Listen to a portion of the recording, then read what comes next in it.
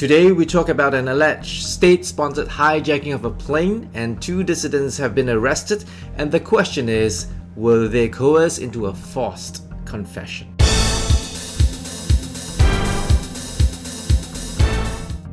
The flight left Athens at 8:29 a.m. UK time, entering Belarus airspace, then changing course, landing in Minsk at 11:16. It left there after more than 7 hours on the ground, arriving in Vilnius, its original destination, just before 7:30. What's happening is Roman Protestovich and his girlfriend Sofia Sapega has been detained while they're taking a flight from Lithuania to Minsk. The plane has been hijacked by so-called state sponsor hijacking. They were detained.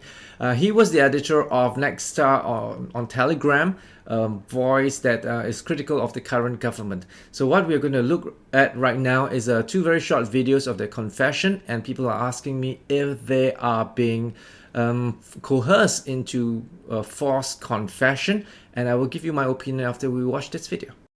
Отношение со стороны сотрудников ко мне максимально корректное и по закону. Также сейчас я продолжаю сотрудничать со следствием и даю признательные показания по факту организации массовых беспорядков в городе. What I see is a confident Roman speaking very articulately, very fluently. His hands are clasped and gives me an impression that he's somewhat guarded. He just don't want to express the wrong things and say the wrong things. But surely he has rehearsed the speech that he wanted to give. But his affect tells me that, I'm going to stand by my bold stand, and what I'm doing and what I'm saying, I really mean it. I'm not going to be a coward about it. I'm not going to retract. Just like Edward Snowden, I have a very strong opinion on my cause, and I'm going to express it. I am not uncomfortable in giving this bold confession. So if you ask me, I'm confident that he has not been ill-treated. He wasn't really forced into this confession. Rather, he just wanted to tell the world, I'm brave, I'm going to stand on what I believe. Также являюсь редактором телеграм-канала «Черная книга Беларуси», которая публикует личную информацию о сотрудниках внутренних дел. For Sofia Sapega is a little bit different. Both her hands are tucked in between her legs, and that is a defensive posture. And then she goes this motion, and then her eyes are like rolling. This is a defiant kid who was forced to say, tell auntie sorry, tell mommy I'm sorry, I'm sorry. So in this case, it's more like I don't want to do this, but you're asking me to do it. It doesn't mean that her confession is false. It doesn't mean that she was forced to tell a lie. It just means that I wasn't willing to be in front of this camera to say all these things. I'm uncomfortable about it. I don't like it. I'm rolling. I think this is stupid. Don't ask me to do this.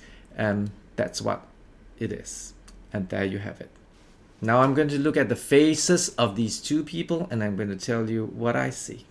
For those of you who are new to my face reading skills, this is under the science of epigenetics, so we don't do fortune telling.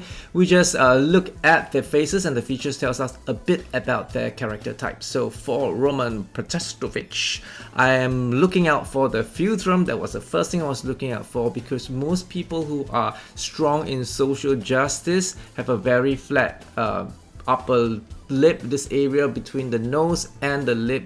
This part is called the philtrum, and those who have very strong philtrums like this, they are not so much into women right or men's right. They're more like man has their own place and women has their own place, and they, but those who are very flat, like in the case of Michelle Obama too, she's always fighting for women's rights, and those with a flat philtrum will stand up for social justice cause. So that is exactly what we see right now, a very flat.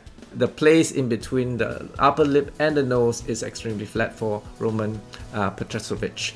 So the overall countenance tells me he's not a bad guy. He just wants to stand up for his belief. But on his right side of his ear, there's a little dink. And for ears, when there are such a dink, it just says that they are just not conformists. There is something that they want to stand up for. As for Sapiga Sofia, the first thing I noticed is she has a little tattoo on the left arm. It is not bad or good. It just shows me that her characters could be a bit more out of the box, a bit defiant.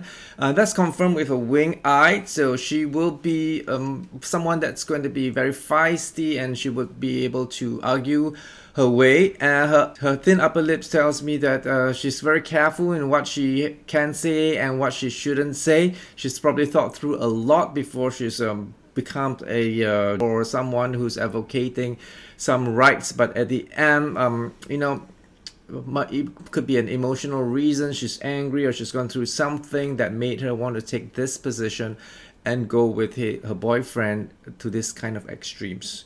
I wish both of them well and safe, and I hope all these things will end in a peaceful way. Lots of love from people of Singapore.